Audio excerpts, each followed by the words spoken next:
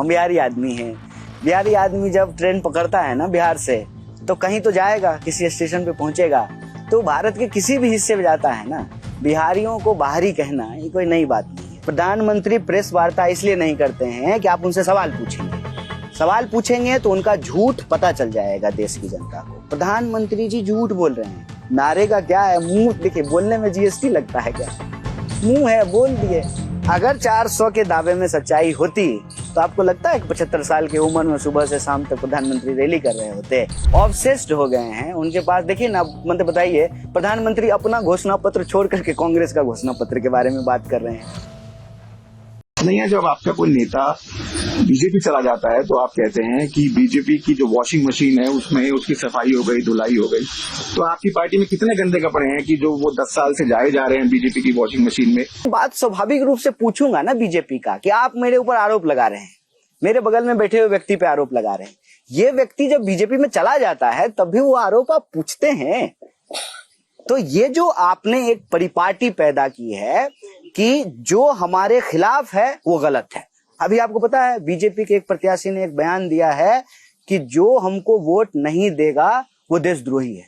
अब आप समझ रहे हैं, मतलब एक प्रत्याशी जो है एक लोकसभा क्षेत्र के तमाम मतदाताओं को देशद्रोही कह रहा है। तो ये जो परिपाटी है राजनीति की, ये खतरनाक है।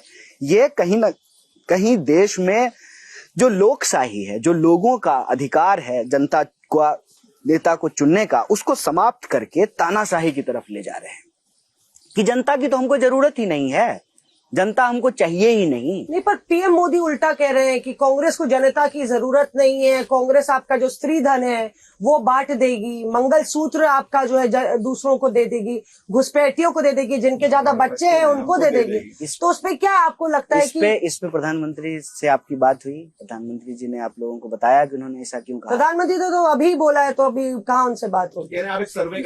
पिछले 10 साल में बात हुई, ऑन रिकॉर्ड बोला है। नहीं, मैं कह रहा हूँ पिछले 10 साल में प्रधानमंत्री जी से आप लोगों की कोई बात? आपको भी पता है प्रधानमंत्री ने प्रेस वार्ता नहीं किया है ना, इसीलिए मैं कहता हूँ कोई दो राय है नहीं। प्रधानमंत्री प्रेस वार्ता इसलिए नहीं करते हैं कि आप उनसे सवाल पूछेंगे तो उनका झूठ पता चल जाएगा देश की जनता को। प्रधानमंत्री जी झूठ बोल रहे हैं।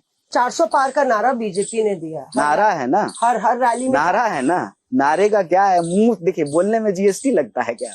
मुंह है, बोल दिए। अगर 400 के दावे में सच्चाई होती तो आपको लगता है कि 75 साल की उम्र में सुबह से शाम तक प्रधानमंत्री रैली कर रहे होते? जो है 2-2 मुख्यमंत्रियों को पकड़ करके जेल में डाल देते, सभी पार्टी के नेताओं को तोड़ करके अपनी पार्टी में शामिल करा लेते। और आप भी कह रहे हैं कि दरवाजा खुला हुआ है, कोई भी आ जाओ। अगर 400 का उनको विश्वास होता, आत्मविश्वास होता, तो ये सारे डर्टी ट्रिक्स क्यों किए जा रहे हैं? ये विश्वास नहीं है उनको, ये घबराहट है बीजेपी की। उनको मालूम है कि वो नहीं जीत पा रहे हैं, ऑब्सेस्ड हो गए हैं उनके पास। देखिए ना, मतलब बताइए, प्रधानमंत्री अपना घोषणा पत्र छोड़ करके कांग्रेस का घोषणा पत्र के बारे में बात कर रहे हैं, अपना एजेंडा छोड़ करके कांग्रेस पे कीचड़ उछाल रहे हैं, अपने बारे में बताने के बजाय राहुल गांधी के बारे में बोल रहे हैं, अपने परिवार के बारे में बताने के बजाय उन्होंने कहा ना कि देश उनका परिवार है। तो बताइए ना कि देश के परिवार के लोगों को 10 साल में आपने 20 करोड़ नौकरी दी। दिल्ली कांग्रेस में जो है आपको लेकर एक फूट है, और कुछ जो आपको लेकर प्रदर्शन भी हुआ डीपीसीसी के बाहर, कुछ लोगों ने आकर नारेबाजी भी की। नहीं, मेरे खिलाफ नहीं हुआ। किसके लिए हुआ है? आपके लिए नहीं हुआ? नहीं, पर संदीप दीक्षित भी नाराज बताए जा रहे हैं। मतलब शीला दीक्षित लड़ी थी वहां से, हाँ। और फिर बाहरी बोला जा रहा है कि कन्हैया बाहरी है। अच्छा, एक तो देखिए, हम बिहारी आदमी हैं। बिहारी आदमी जब ट्रेन पकड़ता है ना बिहार से, तो कहीं तो जाएगा, किसी स्टेशन पे पहुंचेगा। तो भारत के किसी भी हिस्से में जाता है ना, बिहारियों को बाहरी कहना ये कोई नई बात नहीं है, कहा जाता है। रही बात हमारी पार्टी में नाराजगी की बात, ऐसी कोई बात नहीं है। मेरे सामने अपनी कोई नाराजगी व्यक्त नहीं की है, और नाराजगी अगर है तो मैंने इसको नकारात्मक तौर पे नहीं लेता, ये तो सकारात्मक बात है। इसका मतलब एक एक सीट पे जो है पार्टी के पास कई दावेदार हैं। तो कुछ दिन पहले लोग कह रहे थे कि नहीं दिल्ली में तो कांग्रेस खत्म हो गई है, कोई है ही नहीं, तो फिर ये टिकट की दावेदारी कौन कर रहा है? तो मैं इसमें कोई नकारात्मक बात नहीं देखता हूँ। और कांग्रेस पार्टी की नई खूबी भी है कि आप अपनी नाराजगी व्यक्त कर सकते हैं। राहुल गांधी को कन्हैया पसंद है, लेकिन तेजस्वी को कन्हैया पसंद नहीं, तो इसलिए आपकी बेगूसराय में नो एंट्री होगी। नहीं नहीं, अच्छा रहता, आप बिहार से लड़ते, आपकी जमीन है, आपने कहा आपका मैं सफर वोटर हूँ, मैं परिवार से जाऊंगा शुरू- वहाँ वोट देने के लिए, इंडिया अलायंस को अच्छा, वोट वोटर वहीं करूंगा, के हैं आप। वोट करूंगा इंडिया अलायंस को।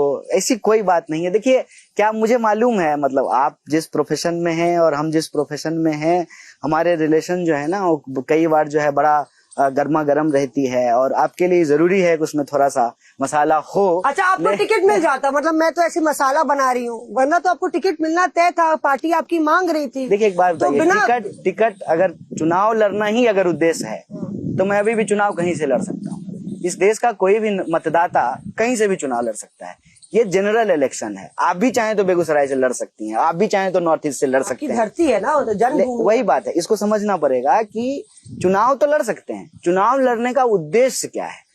अगर हमने गठबंधन बनाया है, हमने सब पार्टियों को बिठाया है, जुटाया है, और उसमें ये तय हुआ कि इस बार उस सीट से जो है कांग्रेस नहीं लड़ेगी, कोई और दल लड़ेगा, तो अब वही हमारे प्रत्याशी हैं।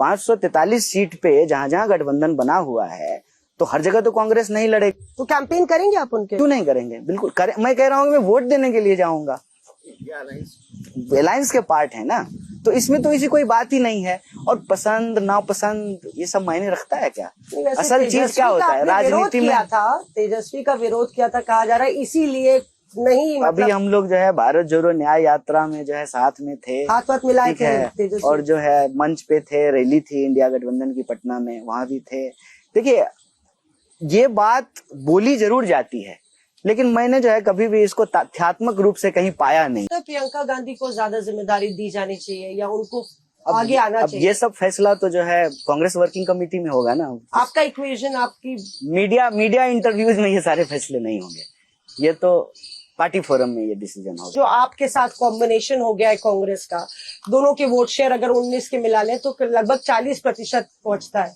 फिर भी बीजेपी के पीछे है। पर अरविंद केजरीवाल के साथ राहुल गांधी, दिल्ली में मामला जमेगा आप लोग?